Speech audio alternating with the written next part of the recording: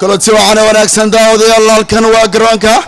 استاديو مقدشو waxaad ku soo dhawaataan tabin ciyaareedkan oo qayb ka ah tartanka degmooyinkii deegaanada gobolka Banaadir Karana ayaa ciyaaraysa lambarkooda 10aad waaw isagii golayaha lambarka 9aad haye waaw golaya geesi ayaa soo baxay waa lagu labacliyay banaanka aad kubadaasi fursad cajiiba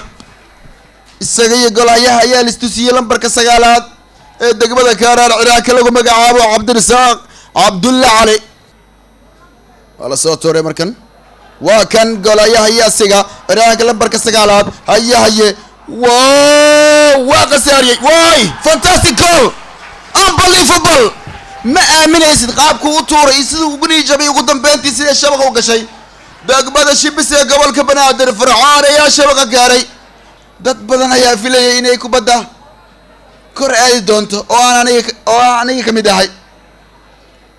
Farxaan gool qurux badan oo cajiib ah ayuu dhaliyay wala soo tooray kubadda markan geeska ay taala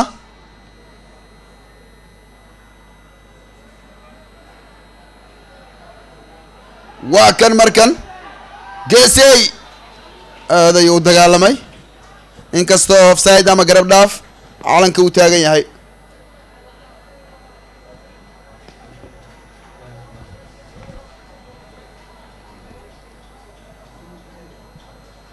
difaaciyada degmada Shibis waxay ilaalinayaan leenka laakiin wariyaanada Kaaraan ayaa dhowr mar dhuumanaya garabka la soo gadiyay meel fiican haye Kaaraan afkar ee goolka iyaga duulana boxka yuu soo galay 1-1 gool ugu dambeeyay no goal offside calanka taagan offside ama garab dhaaf calanka ayaa taagan malaha geesiyada uu istaagay calanka ayuu eegayay qaab cajiib ah ayuu soo qaatay waa kan Ayub pass fiican ayuu dhiibay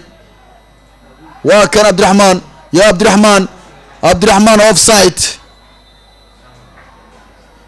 laga dhigay kubadaasi weeriyaanka teamka degmada Shibis ee gobolka Banaadir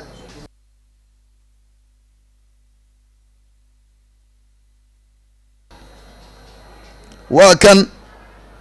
Shibis ayaa duulana dhaliyaha goolka Mahad Cabdi Macow weli Farxaan laga diiday kubadaasi Naadir asna waa la saaray Kaaraan bedelada ay sameysay Samatar ayaa ciyaarta ku soo biiray duulaan markan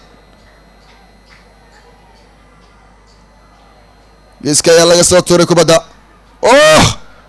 ma haysan noqon banaanka ay kubaddaasi aaday goolka Kaaraan ayaa kubadda laga soo bilaabaya fursadii ugu dambeysay qasaareen ayay noqonaysaa midaan dhanka degmada Shibis waa la soo tuuray kubadda